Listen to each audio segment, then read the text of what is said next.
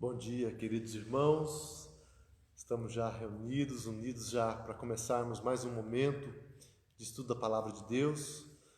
Louvamos a Deus pelo dia, louvamos a Deus pela nossa vida, por estarmos aqui juntos, podendo meditar na Palavra de Deus. Nós vamos hoje dar continuidade ao nosso estudo sobre adoração, a segunda parte, a parte final desse estudo sobre esse tema tão importante que é a adoração ao nosso Deus, aquilo que está implícito, o que a adoração pressupõe. Então nós vamos ter esse momento. Eu quero apenas organizar aqui, dar uma ajeitada aqui na câmera, rapidinho.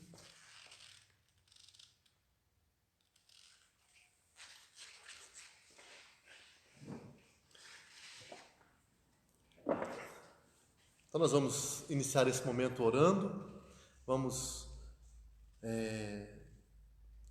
lembrar dos nossos pedidos. Nós temos orado pela igreja, orado por esse tempo, por essa situação que vivemos, que enfrentamos de Covid-19. Lembramos dos nossos irmãos, que Deus venha abençoar a vida de cada um. Lembramos da nossa irmã Gilmara, que estará passando por cirurgia essa semana, está internada já no Hospital Universitário de Londrina e provavelmente na manhã ou terça-feira ela passará pela cirurgia. Lembramos do nosso irmão Lucas Moreira, que Deus continue abençoando a sua vida, a sua recuperação, está em casa já. Louvamos por nossa irmã Silviane, esposa do Fábio, que passou por uma cirurgia essa semana no pulso e já está também bem, recuperando-se em casa.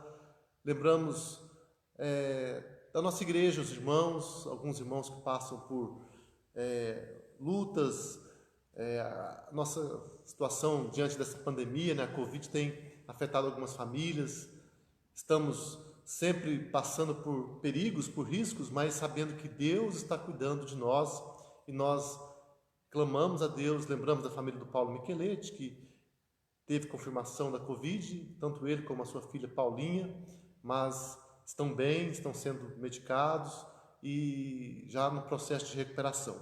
E pedimos por toda a igreja. Nós vamos então orar, vamos ter esse momento de oração, de intercessão, de louvor também, já nos preparando para esse estudo da Palavra de Deus.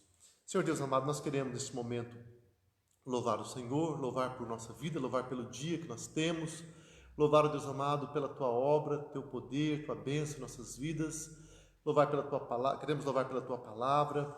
Deus amado, que o Senhor venha falar conosco, venha nos instruir, nos ensinar sobre a questão da adoração, a importância daquilo que Tu tens colocado para nós, a Tua palavra, o Evangelho, como devemos nos portar, o que devemos fazer quando estamos no culto de adoração ao Senhor. Nós queremos pedir que Tu venhas então nos ensinar, nos instruir e que possamos ser direcionados pela Tua palavra. Também queremos pedir pela Tua igreja, pelos irmãos, por nossos irmãos que estão enfrentando as lutas. Lembramos da Gilmara pela cirurgia que ela vai passar essa semana. Lembramos do Lucas Moreira, que o Senhor continue abençoando a sua recuperação, cuidando dele em todos os momentos. Lembramos do Paulo Micheletti, sua família. O Senhor guarde e abençoe a sua vida. Ó Deus amado, lembramos da Silviane, do Fábio, louvamos pela vida deles, pela cirurgia pela qual Silviane passou no punho e cremos, Pai amado, que ela está em recuperação, bem e já com a bênção do Senhor, a cura do Senhor na sua vida. Deus amado, colocamos a Tua igreja, colocamos o Teu povo diante de Ti. Pedimos a Deus amado a Tua proteção e pedimos que o Senhor venha fazer a Tua obra, a Tua vontade em nossas vidas a cada dia mais. Nos entregamos a Ti, lembramos dos nossos queridos também que estão longe, todos os nossos familiares, que o Senhor derrame a Tua bênção sobre todos. Também abençoe os missionários, abençoe a Tua obra neste mundo. Entregamos a Ti a nossa vida, pedimos a Tua bênção, no nome de Jesus. Amém. Amém, queridos. A palavra de Deus, nós vimos semana passada um pouco sobre adoração, vimos o quanto é importante, o quanto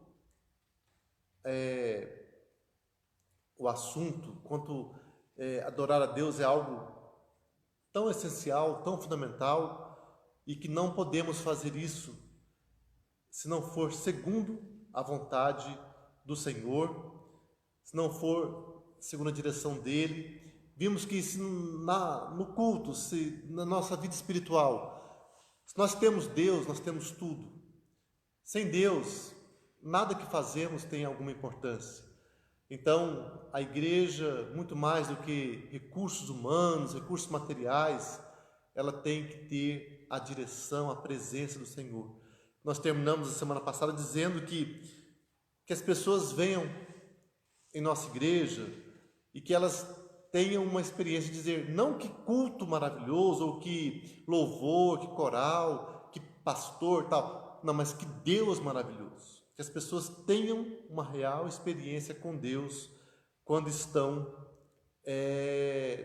participando na experiência religiosa, na experiência comunitária.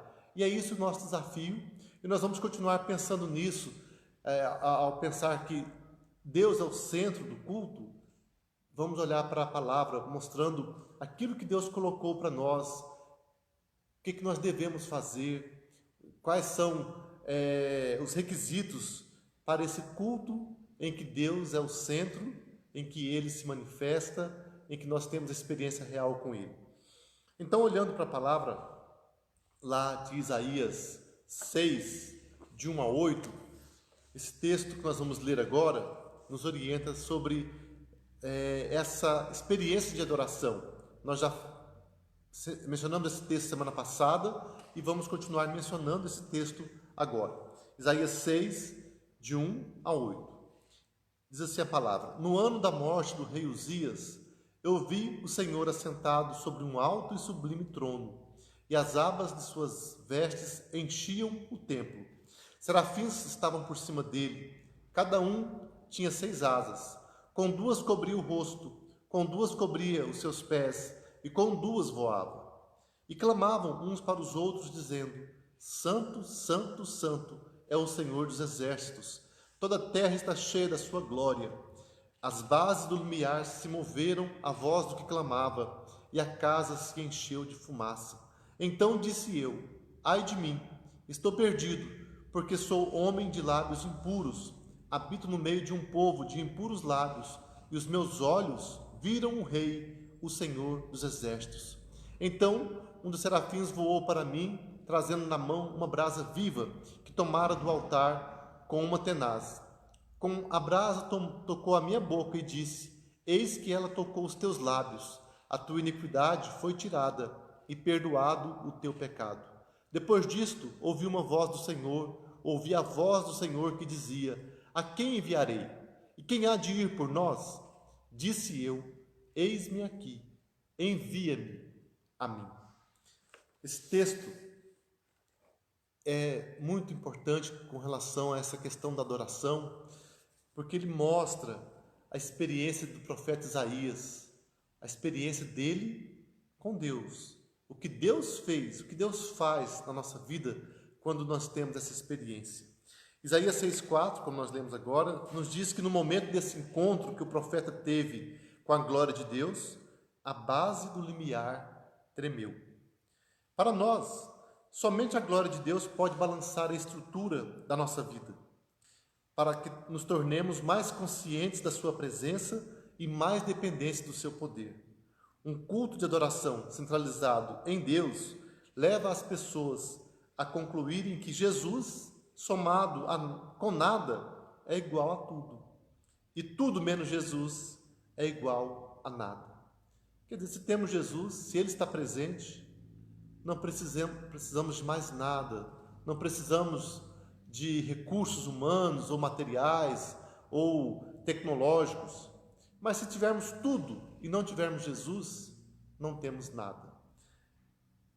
E essa adoração que nós realizamos, ela deve nos levar a um encontro pleno com Deus.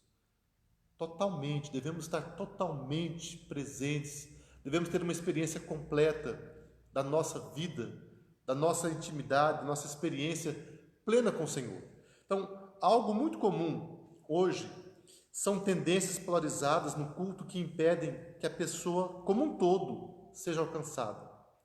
Por exemplo, em algumas igrejas, o modo de pensar do cristão é importante, mas o seu sentimento não é. O culto nessas igrejas é principalmente direcionado a informar a mente. O foco é a mente. No entanto, quando se trata de sentir Deus, elas se mantêm rígidas. Essas igrejas transformam o culto numa sala de aula. Apenas a mente é priorizada. Outras igrejas estimulam bem o sentimento no culto, mas são deficientes no que diz respeito ao pensamento. Nessas igrejas, o culto é essencialmente direcionado a envolver as emoções, o pensamento é muito menos importante do que o sentimento. Essas igrejas transformam o culto num divã do terapeuta para curas emocionais. Vemos aí, quando há uma polarização, há um perigo. Uma coisa sem a outra gera uma experiência incompleta de adoração. Ainda outras igrejas concluem que nem os nossos pensamentos, nem os nossos sentimentos com relação a Deus são tão importantes quanto o que fazemos para Deus. Nessas igrejas, o culto é primeiramente direcionado à vontade. O objetivo do culto é fazer que os que estão ali contribuam mais, sirvam mais ou façam alguma coisa. Outra polarização. Então nós percebemos 3 áreas: ou a mente, ou o sentimento, ou as ações. Quando nós concentramos os esforços de adoração ou de culto em uma das áreas em detrimento das outras, deixamos as outras de lado, vamos gerar, então, uma experiência incompleta de adoração a Deus. Mas observe a reação multifacetada de Isaías ao seu encontro com a glória de Deus. Ele responde intelectualmente à presença de Deus. Não há dúvida na sua mente de quem Deus é. Ele diz: os meus olhos viram o Rei, o Senhor dos Exércitos. Havia uma convicção, uma experiência em que a sua mente estava envolvida e uma certeza de que ali Deus estava presente. No mesmo versículo 5, Isaías 6:5, há também uma resposta emocional. Ele sente a presença de Deus no seu coração. Ele diz: estou perdido, porque ele sabe que Deus estava ali.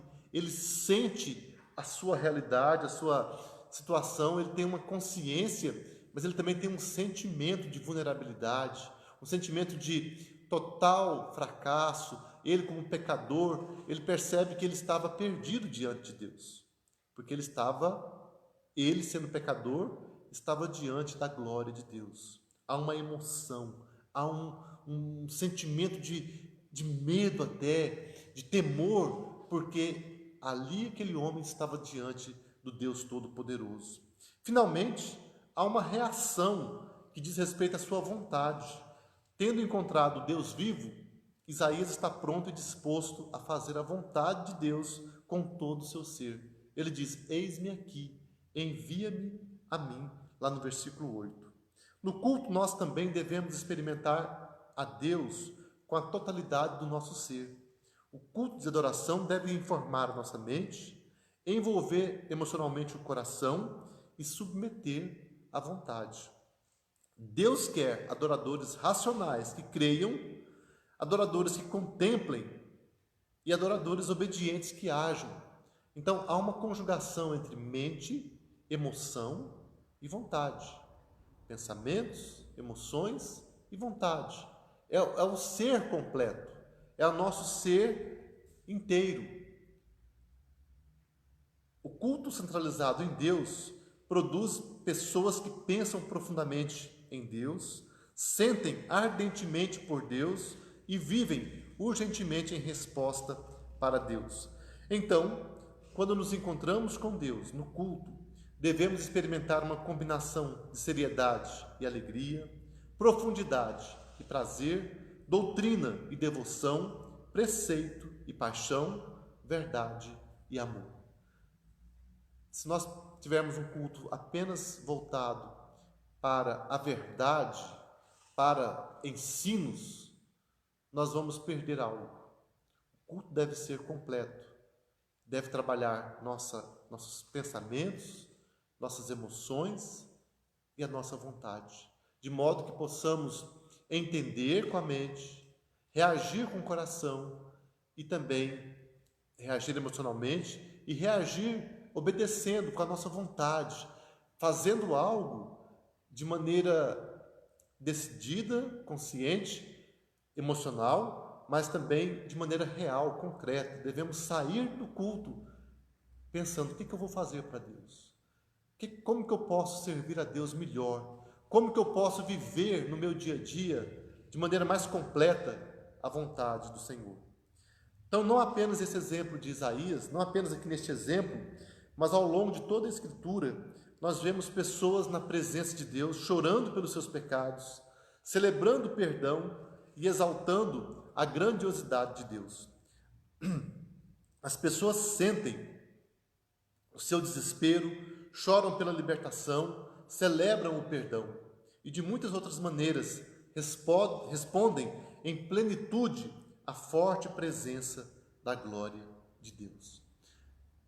Nós devemos nos perguntar se nós estamos adorando a Deus desta maneira, de modo completo.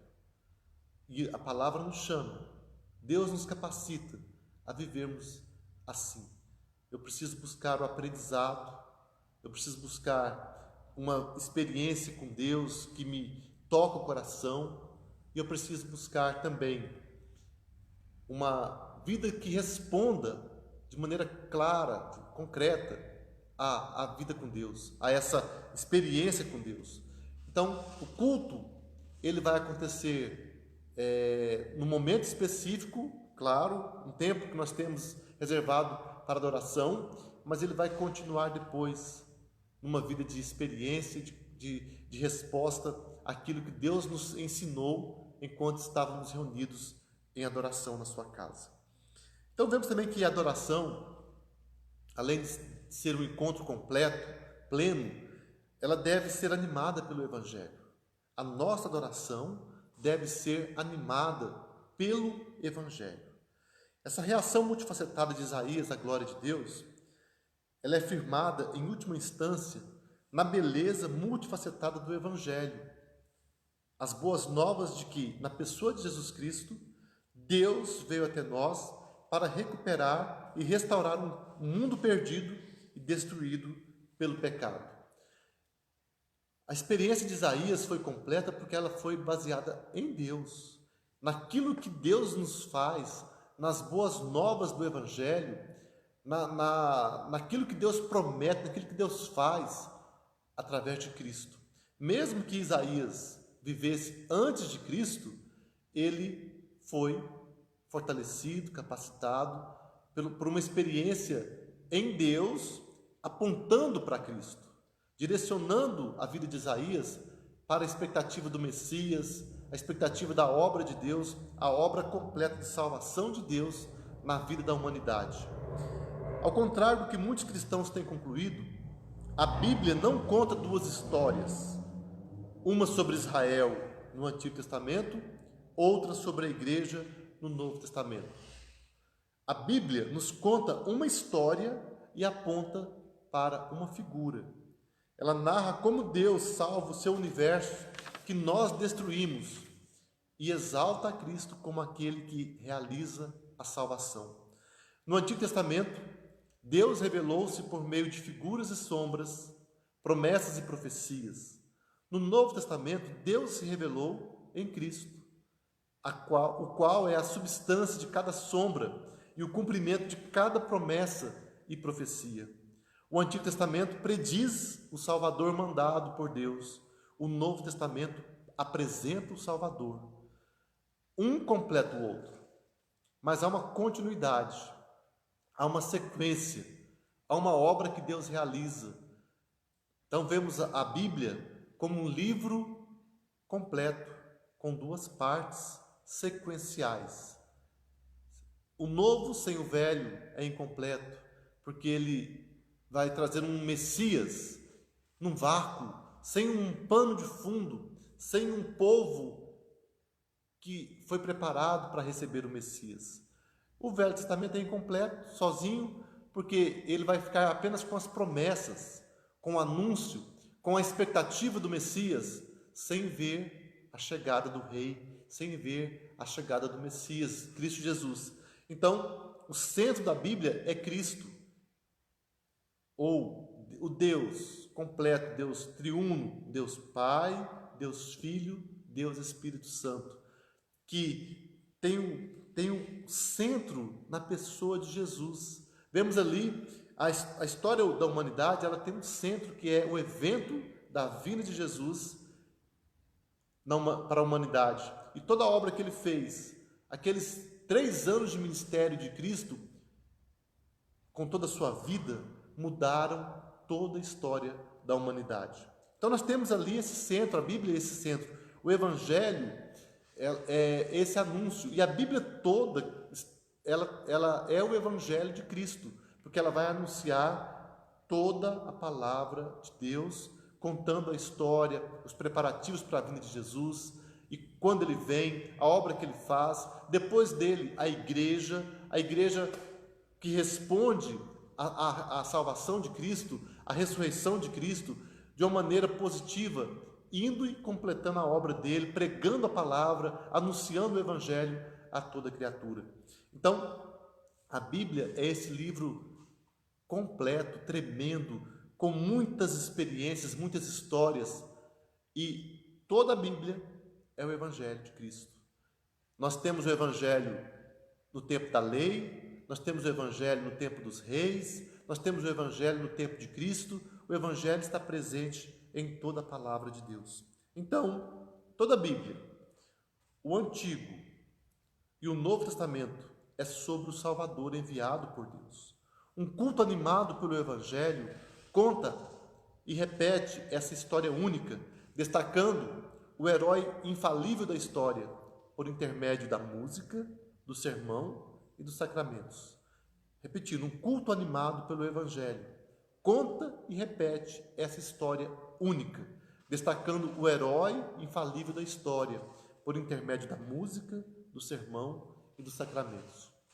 Então, o culto que nós prestamos a Deus, o culto que é realizado no templo, na igreja, em comunidade, ele deve cumprir esse propósito de anunciar Jesus através dos cânticos, das músicas, do sermão, dos sacramentos, de tudo que acontece no culto. Tudo deve centralizar, dirigir, direcionar para Jesus, para a obra da salvação, para o Salvador, para o Senhor, para tudo que ele fez e faz, e ele fará ainda. Então nós vemos que o centro da igreja e o centro do culto é o anúncio do Evangelho do Senhor Jesus. Se o nosso culto for genuinamente animado pelo Evangelho, então nós, como Isaías, passaremos por uma variedade de expressões quando estivermos reunidos. A experiência do adorador deve ser multifacetada, porque a história de Deus, o Evangelho, é multifacetada. O nosso culto deve ter várias partes, porque o Evangelho tem diversas partes, e não é nem unidimensional e nem estagnado. O Evangelho é dinâmico. A manjedoura, a cruz e a coroa do Salvador enviado por Deus devem ser apresentadas e, de alguma maneira, sentidas. Por exemplo, o Evangelho nos leva a um sentimento de gratidão quando refletimos sobre a encarnação, a um sentimento de dor quando refletimos sobre a crucificação e a um sentimento de glória quando refletimos sobre a ressurreição. A história de Deus nos humilha e nos exalta, e o culto de adoração animado pelo Evangelho deve de alguma maneira refletir esses altos e baixos no seu estilo e substância, contexto e conteúdo. Com o nosso herói, devemos sentir algo da escuridão do Getsêmani e da luz do túmulo no jardim no dia da ressurreição. Não podemos refletir sobre a cruz sem sentir o nosso pecado. E não podemos avaliar o túmulo vazio sem sentir a nossa salvação. Então, no culto deve haver momentos em que vamos pensar, refletir sobre o pecado, sobre o que é ruim, sobre as dores, sobre as lutas, mas também no culto nós vamos ter momentos em que vamos presenciar a glória de Deus, a majestade de Cristo, a obra da salvação, a graça, a misericórdia. Então, o ser humano precisa dessa experiência completa. E o Evangelho traz essa experiência completa para a nossa vida, para a nossa adoração. O nosso culto deve incluir momentos de louvor, lamento e ações de graça. Ou, nas palavras do estudioso do Antigo Testamento, Dr. Walter Brueggemann, deve haver orientação, desorientação e reorientação. Então, louvor, lamento e ações de graças. Há uma orientação, mas também há uma desorientação quando percebemos o nosso pecado, quando percebemos nossas falhas, mas também há uma reorientação quando olhamos para a obra de Cristo. E aí podemos responder com ações de graças, com louvor, com aquele reconhecimento das grandes obras de Deus, e assim somos reorientados a uma vida para a glória do Senhor. Deve envolver, então, o culto, deve envolver um sentimento de culpa e de gratidão, desespero e libertação, contemplação melancólica e celebração de alegria. Deve conter silêncio e música, confissão e purificação, louvor a Deus e a convicção de Deus. Percebemos então que o Evangelho é multifacetado, o Evangelho ele é o centro do culto, e quando nós, é por isso, queridos, que quando nós, quando conhecemos a palavra, quando temos a orientação da palavra de Deus sobre como devem ser as coisas, como deve ser o nosso culto. Então, se você vai num culto, você conhece essa palavra, você percebe que tem que haver ali uma centralidade em Cristo.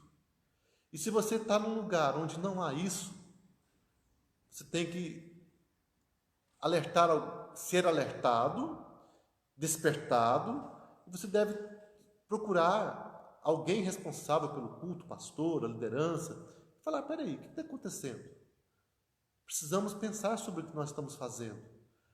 E quando você está num lugar que não presta culto a Deus da maneira verdadeira, então aquele lugar ou tem que ser corrigido, ou você deve mudar, ou devemos mudar a nossa postura, ou devemos buscar aqueles locais que de maneira genuína adoram ao Senhor.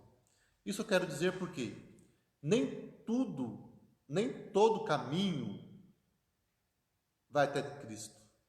Nem toda igreja, nem toda religião adora a Deus da maneira verdadeira. Se alguém está dizendo que adora a Deus, mas que não coloca a Bíblia no centro, que não coloca o Evangelho no centro, ali está havendo um erro, uma falha, e então não é um lugar conveniente para estarmos ali adorando. Agora também, um detalhe: quando a igreja, quando aquele local, aquelas pessoas estão buscando fazer a vontade de Deus, estão colocando em prática o Evangelho, e você ou eu, quando o problema somos nós, que não queremos experimentar, não estamos nos abrindo, nos entregando a Deus, não estamos buscando a preparação em casa, a oração, não estamos sendo direcionados à palavra por nós não estamos buscando essa dependência da palavra de Deus, então o problema somos nós. E nós precisamos pedir a Deus que Ele toque o nosso coração e que Ele mova-nos para uma mudança, para uma disposição renovada, de uma entrega, e assim possamos, juntos com aquela igreja que adora a Deus de verdade, ou em espírito e em verdade, nós também vamos passar a adorar. Então, temos que ter avaliação tanto do lugar onde estamos, de como é feito o culto na denominação, na igreja onde nós cultuamos, como também devemos ter um olhar muito sério, crítico e avaliativo para com a nossa vida, sobre como nós estamos nos colocando diante de Deus. E é maravilhoso saber que o Evangelho é tremendo, a palavra de Deus, a Bíblia, ela está à nossa disposição, ela nos ensina, e nós precisamos dessa busca contínua da palavra, dessa dependência da palavra do Senhor. Então, como nós dissemos aqui, o culto deve ter um misto, deve ter momentos em que vamos reconhecer nosso pecado, ver nossos problemas, reconhecer onde precisamos mudar. Também vamos ver Jesus, a palavra de Cristo, vamos ter a experiência de tudo que Ele fez, o sofrimento que Ele teve, mas a obra que Ele fez de salvação, a ressurreição, e vamos perceber que há um poder, há um Deus presente, há um Salvador que age em nosso favor. E dessa maneira, com essa experiência do Evangelho, nós estaremos adorando a Deus de uma maneira agradável a Ele. Mas também vemos que o Evangelho, além dele ser o que deve animar o nosso culto, a nossa adoração ao Senhor, o Evangelho, ele também é para todos, sempre para todos. O Evangelho não é apenas para o perdido, mas ele é para o salvo, é para o cristão, para aquele que já está com Cristo. Um culto de adoração animado pelo Evangelho é um culto em que Deus oferece o Evangelho aos pecadores em necessidade de salvação, e isso inclui tanto cristãos quanto não cristãos. Então, um culto que é centralizado no Evangelho, animado pelo Evangelho, ele é um culto que oferece, um culto em que Deus oferece o Evangelho aos pecadores em necessidade de salvação. Isso inclui tanto cristãos como não cristãos. Por muitos anos, as igrejas têm debatido sobre se os cultos de adoração deveriam ser direcionados aos cristãos para encorajá-los e fortalecê-los, ou aos não cristãos para fazer o apelo e ganhá-los para Cristo. No entanto, esse debate e as lutas a respeito dessa questão estão mal orientados. Estamos fazendo as perguntas erradas e fazendo pressuposições erradas. Como muitos outros, esse é o Tullian Tchividjian falando, né? Como muitos outros, certa vez assumi que o Evangelho era simplesmente aquilo em que os cristãos deveriam crer para serem salvos, e que depois de crerem, eles avançariam para as águas teológicas mais profundas. Porém, como Tim Keller explica, o Evangelho não é o ABC simplesmente do cristianismo. Ele não é simplesmente o ABC do cristianismo, mas o Evangelho é o A a Z. O Evangelho é o tudo do cristianismo. Ele vai estar presente em toda a nossa vida cristã, em todo o nosso tempo aqui neste mundo. O Evangelho simplesmente não dá início à vida cristã. Ele é o combustível que mantém o cristianismo vivo e crescendo a cada dia. Uma vez que Deus resgata os pecadores, o seu plano não é fazê-los avançar além do Evangelho, mas levá-los mais profundamente para dentro dele, para dentro do Evangelho. Afinal de contas, o único antídoto contra o pecado é o Evangelho. E uma vez que os cristãos permanecem pecadores, mesmo depois de se converterem, o Evangelho deve ser o remédio que o cristão toma todos os dias. Como nunca deixamos de pecar, não podemos nunca deixar o Evangelho. O Evangelho é a palavra de Deus, toda a palavra de Deus. Para descrever a sua condição como cristão, Martinho Lutero empregou a expressão simul justus et peccator, quer dizer, justificado e pecador ao mesmo tempo. Nós somos justificados e pecadores ao mesmo tempo. Lutero entendia que, embora já tivesse sido salvo da culpa do pecado, ainda tinha necessidade diária de salvação do poder do pecado. Nós precisamos sempre lutar contra os efeitos do pecado na nossa vida. Temos que lutar contra essa tentação, porque a tentação vai continuar. E o pecado continua sendo algo forte em nossas vidas, Por isso que temos que lutar diariamente contra ele. Por isso que o Evangelho deve ser recebido por nós diariamente. É isso também que nos leva a pensar, né? Como que algumas pessoas, ou muitos de nós, pensam que podem viver sem depender da palavra, sem aprender diariamente da palavra. Há pessoas que pensam isso, que eu vou no culto domingo, eu vou na igreja domingo, final de semana, eu me alimento, estou pronto para uma semana toda, e eu não preciso mais pegar a Bíblia, ler, orar, meditar. Eu vou permanecer já alimentado, e isso é um erro, é uma falha muito grande, porque gera o que? Uma fraqueza, uma vulnerabilidade, porque não vamos estar sendo renovados pelo Evangelho. E nós precisamos ser renovados, alimentados pelo Evangelho todos os dias. Paulo chama o Evangelho de quê? Poder de Deus para a salvação. Romanos 1,16. E contrário ao que alguns têm concluído, ele não quer simplesmente dizer poder de Deus para a conversão. O Evangelho permanece como poder de Deus para a salvação até que sejamos glorificados, porque somos parcialmente descrentes até morrermos. Nós já falamos aqui sobre a perseverança dos santos e cremos que aquele que é salvo vai permanecer, vai perseverar até o fim. Sim, cremos. Uma vez salvos, salvos para sempre. Mas essa palavra também é importante porque, mesmo sendo salvos, ainda somos pecadores. Como Lutero diz, ao mesmo tempo eu sou justificado, mas ao mesmo tempo eu sou pecador. Então eu preciso lutar contra o pecado todos os dias. Não para ser salvo novamente, mas para viver uma vida para a glória de Deus.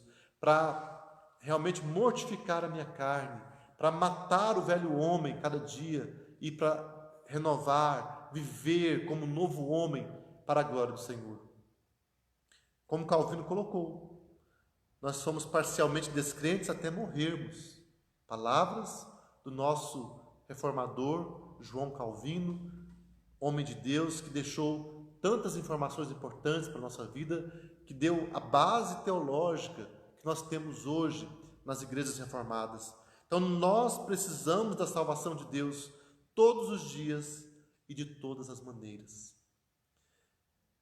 Então o cristão, aquele cristão que entende a palavra, entende a verdade, ele vai ler a Bíblia não porque o pastor falou para ler, não porque há um desafio de leitura, não porque eu fiz um propósito, mas é porque eu sei que a leitura da palavra, diária, contínua, ela é uma necessidade que eu tenho. Assim como eu tenho necessidade de me alimentar todos os dias, de dormir todos os dias, de descansar todos os dias, de trabalhar, eu tenho necessidade de me alimentar espiritualmente todos os dias. E o Evangelho, ele não é apenas para os não crentes, como aquela palavra de salvação, de conversão, mas o Evangelho é para o cristão todos os dias, para o seu alimento, para a sua renovação, para o seu aprendizado continuamente. Um culto de adoração animado pelo Evangelho é um culto no qual a salvação de Deus em Cristo é revelada e desenvolvida por meio da música, do sermão e dos sacramentos, de tal maneira que o resultado é o desmascaramento tanto dos ídolos da nossa cultura como dos ídolos do nosso coração. Então nós vamos percebendo que está à nossa volta, na cultura, aquilo que é perigoso, aquilo que é enganoso na cultura, e também vamos identificar o que está enganoso no nosso coração.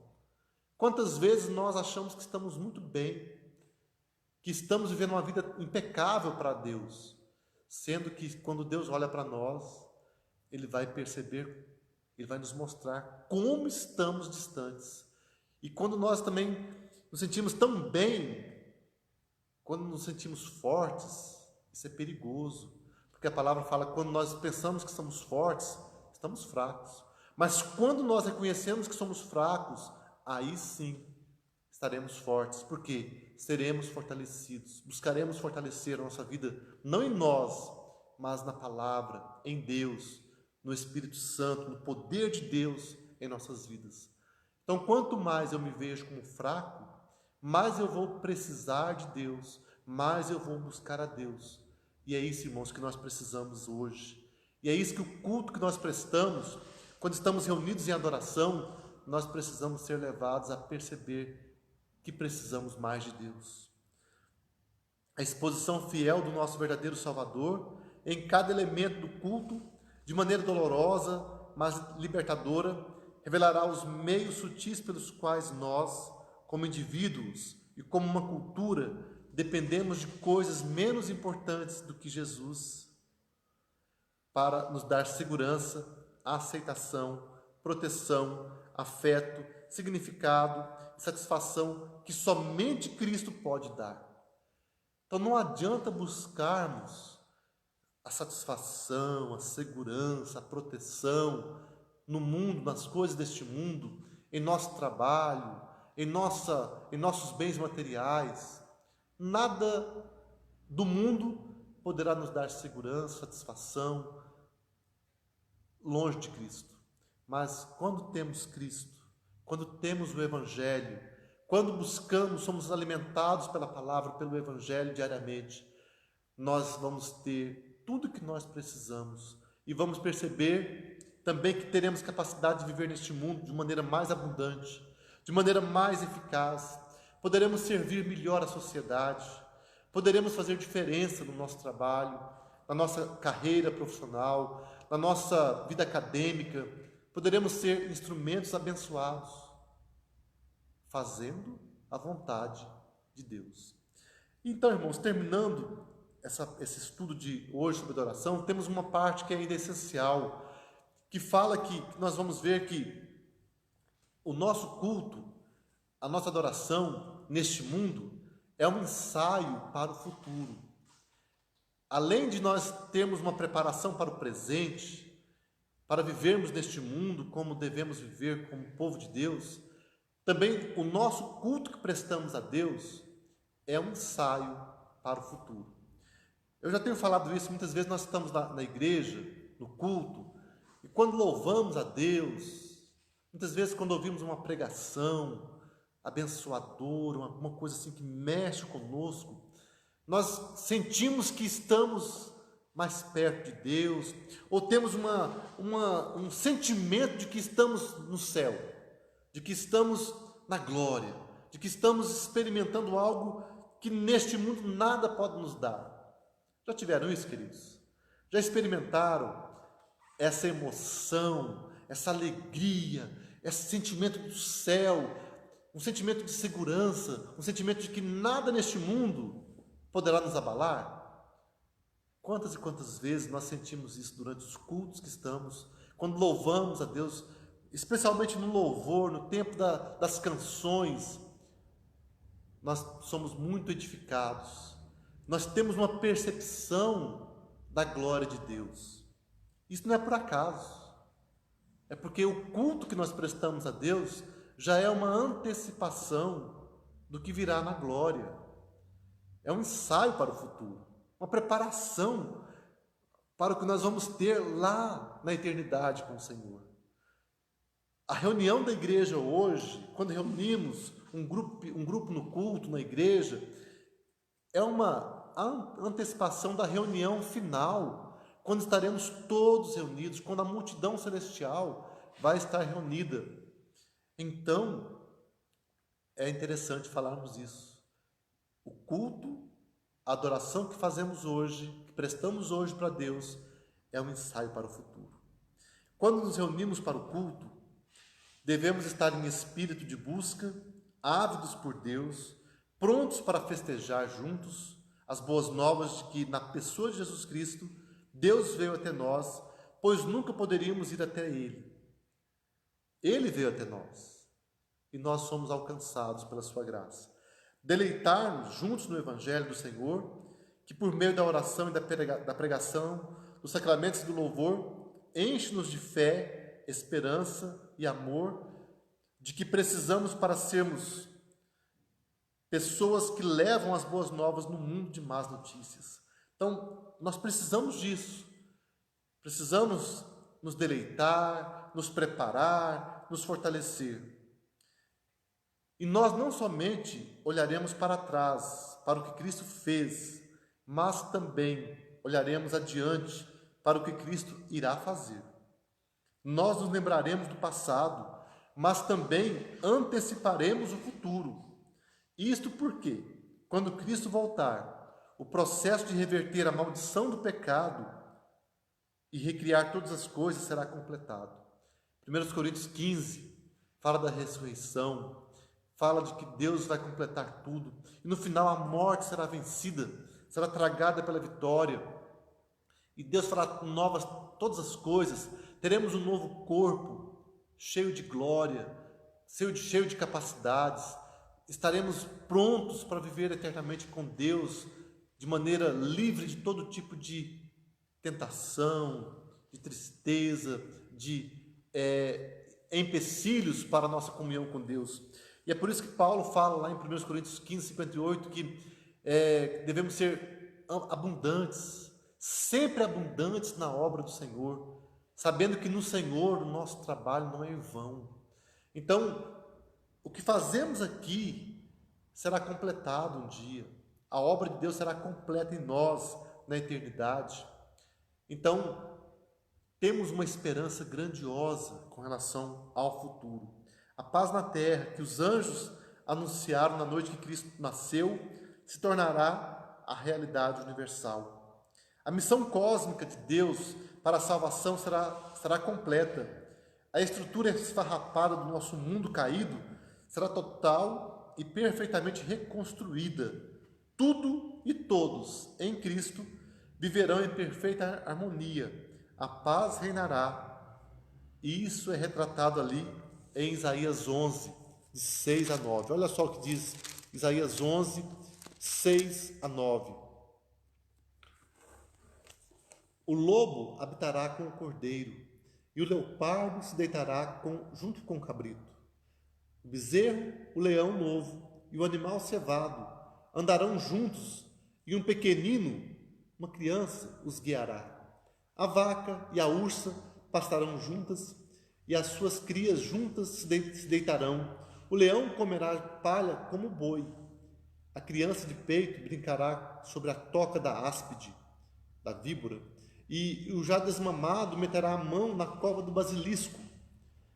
Não se fará mal nem dano algum em todo o meu santo monte, porque a terra se encherá do conhecimento do Senhor, como as águas cobrem o mar.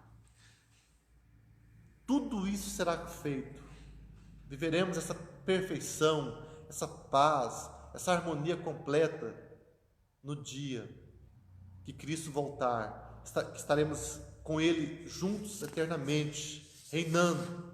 Então, para aqueles que encontram o perdão dos pecados em Cristo, haverá um dia sem doença, sem morte, sem lágrimas, sem divisões ou tensão. Os filhos perdoados de Deus trabalharão e louvarão em uma terra perfeitamente renovada, sem a interferência do pecado.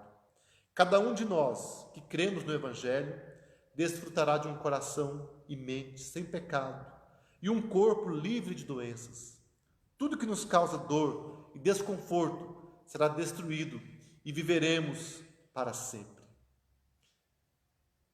Imagine, irmãos, algo melhor do que isso? A perfeição. É claro que muitas pessoas ouvem essas pregações, ouvem a palavra de Deus e permanecem com o coração duro, achando que não precisam de Deus, achando que não precisam mudar a sua vida, pensando que devem continuar como estão.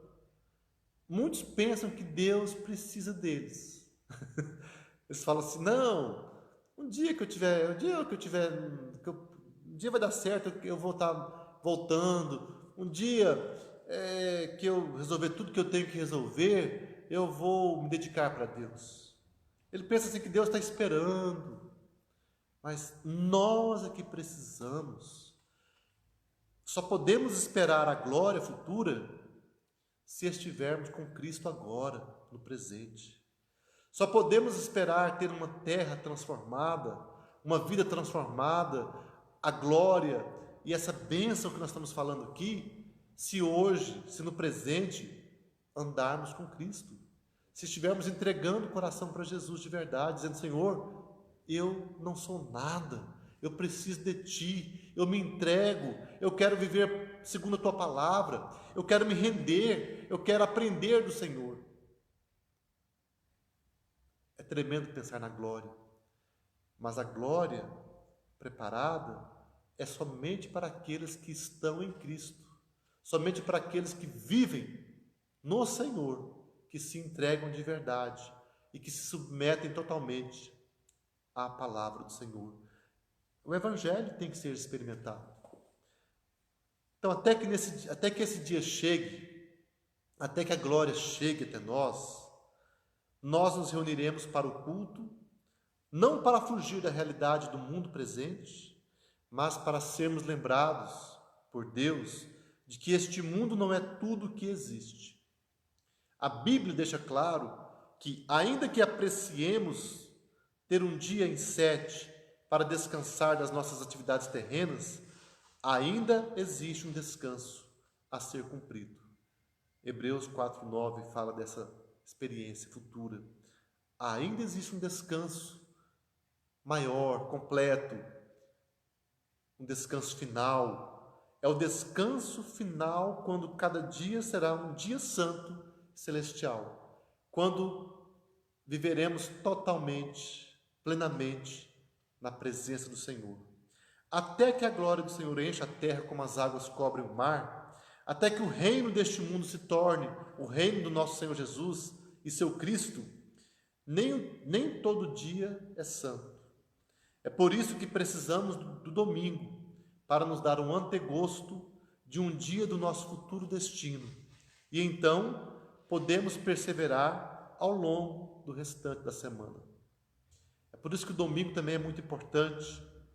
O dia do Senhor é um dia que devemos dedicar, reservar para um tempo especial com Deus, tanto para o descanso físico, como também para o descanso espiritual, para uma experiência espiritual, para um fortalecimento, uma renovação espiritual. Já falamos sobre isso, tivemos um estudo sobre o dia do Senhor. Quem nunca não viu ainda, está gravado, está no YouTube, está no Face. Os irmãos poderão ver como a igreja deve cuidar, reservar esse dia, deve guardar de fato o dia do Senhor. Quando cultuamos juntos, temos prazer e sentimos uma intrusão, uma presença, uma invasão do céu no mundo real. O fim dos tempos dentro do tempo. É o que eu falei, quando sentimos no culto louvor ou na pregação, uma palavra que mexe conosco, que nós nos vemos diante da glória de Deus. Então, é o futuro trazido para o presente. Ao cultuar juntos semanalmente, entramos nos próprios arredores do céu e sentimos o antegosto do que será finalmente permanente e eterno. Então nós não podemos abdicar, não podemos abrir mão da experiência de adoração comunitária como povo de Deus. Sinto-me ansioso para participar do culto mais do que qualquer momento da semana, porque quando estou cultuando com outros santos pecadores, a minha expectativa quanto ao grande ajuntamento do último dia se intensifica. O que nós fazemos juntos no culto não é nada menos do que um ensaio glorioso do que vamos vivenciar quando o ajuntamento final será completo e finalmente reunido por Cristo. Então, o que nós fazemos hoje no culto é um ensaio glorioso para o futuro, um ensaio para aquele momento quando estaremos juntos eternamente e glorificaremos o Senhor. O nosso culto semanal é uma antecipação do dia em que a nossa celebração será permanente e o nosso jejum cessará. Não teremos mais ausência da glória de Deus, mas teremos a presença eterna do Senhor conosco. Quando finalmente poderemos aproveitar o que é mais prazeroso, com energia e paixão ilimitadas para sempre. Irmãos amados, é isso. Adoração envolve o encontro pleno emoções, razão, vontade. A adoração envolve o Evangelho. A adoração deve ser orientada, animada pelo Evangelho. O Evangelho é para todos. Nós precisamos do Evangelho continuamente. Tanto os perdidos precisam do Evangelho para conhecer a salvação, quanto os cristãos, os salvos, precisam do Evangelho para serem renovados, fortalecidos e capacitados para viver neste mundo. E também vemos que o culto, a adoração que nós temos hoje é um ensaio para o futuro. Um dia estaremos na glória, mas agora é um tempo de preparação para aquele momento final e glorioso. Que Deus nos abençoe. Nós vamos orar mais uma vez, encerrando assim este momento. Senhor Deus, nós te louvamos porque somos privilegiados, porque temos o Senhor, temos a Tua palavra, temos esse privilégio de conhecermos a Tua verdade. Deus amados, ajuda-nos a te cultuarmos, a te adorarmos de verdade, a termos prazer na adoração coletiva, a termos prazer na busca diária do Senhor, Pai amado, nos ajude a termos prazer, a buscarmos o Senhor de verdade, a nos entregarmos de verdade todos os dias. Deus amado, vem nos ajudar, ó Senhor Deus, vem nos ajudar a lutar contra o pecado que habita em nós, a sermos realmente pessoas vitoriosas, a vivermos dia a dia uma vida de intimidade contigo. Vem nos encher, Deus amado, vem nos fortalecer, vem nos ensinar, precisamos de Ti. Continue conosco nesse dia, nos abençoe na nossa experiência diária, na nossa vida com o Senhor, que sejamos adoradores que Te adorem em espírito e em verdade, que possamos experimentar o Senhor em nossas vidas e possamos Te buscar continuamente. Seja conosco, Deus amado, abençoe a Tua igreja, abençoe a nossa vida, cuide de nós, Deus amado, nos entregamos a Ti tudo que nós temos e somos, Te pedimos a Tua bênção, em nome de Jesus. Amém. Queridos irmãos, um abraço a todos, estamos encerrando mais um momento. Já quero antecipar que a partir do domingo que vem, iniciaremos uma nova série de estudos. Vamos estudar o Evangelho de João, vamos ter um estudo semanal. Então os irmãos podem estar já lendo esse Evangelho, o Evangelho de João. Nós vamos, a partir do domingo que vem, buscar os ensinamentos, esse Evangelho que é tão tremendo, que nos mostra Jesus falando com seus discípulos, ensinamentos tão preciosos, e ele nos conduz a um encontro real com Jesus. Então, a partir de domingo que vem, estaremos estudando o Evangelho de João. Então, que Deus nos abençoe. Hoje à noite, já 6:55, os irmãos podem ficar a postos. Quem estiver pela internet, teremos o nosso culto transmitido. E quem estiver aqui em Rolândia e puder participar na igreja, no culto presencial, estaremos reunidos, todos podem vir, e estaremos a partir das 7 da noite adorando o Senhor, nesse culto para a glória do Senhor. Esperamos vivenciar o que nós falamos aqui hoje, nesse tempo de culto que nós temos na igreja, que possamos viver, experimentar Jesus Cristo, o Evangelho, a palavra, a obra de Deus, cada dia mais. Um abraço a todos, Deus nos abençoe.